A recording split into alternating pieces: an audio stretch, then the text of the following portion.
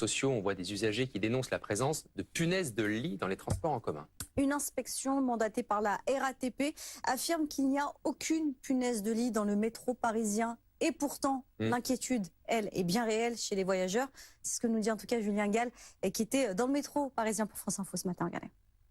Oui, effectivement, nous sommes ici sur la ligne 8 du métro parisien parce que sur cette ligne 8, la semaine dernière, un conducteur du métro parisien a cru voir des punaises de lit à l'intérieur de sa cabine. Alors après une expertise de la RATP, il s'est avéré qu'il n'y avait pas de punaises de lit, mais ce type d'événement, il est arrivé également sur la ligne 7 du métro et il montre bien, l'inquiétude à la fois des conducteurs, donc, mais également des usagers. On a vu de nombreuses personnes, de nombreux internautes qui ont mis des vidéos sur les réseaux sociaux montrant des punaises de lit à l'intérieur du métro parisien sur des sièges comme ceci, mais également à l'intérieur de trains de la SNCF. Alors il faut savoir que les punaises de lit dans les années 50 avaient totalement disparu, ou en tout cas presque, parce que certaines punaises de lit ont résisté au traitement des nuisibles. Pourquoi ? Parce qu'il y a plus de mobilité aujourd'hui que dans les années 50. Il y a donc un lien avec les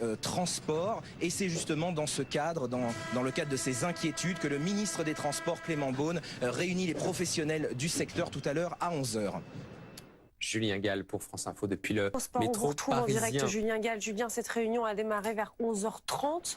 Le ministre Clément Beaune veut inciter les opérateurs à mieux informer les usagers et à agir plus.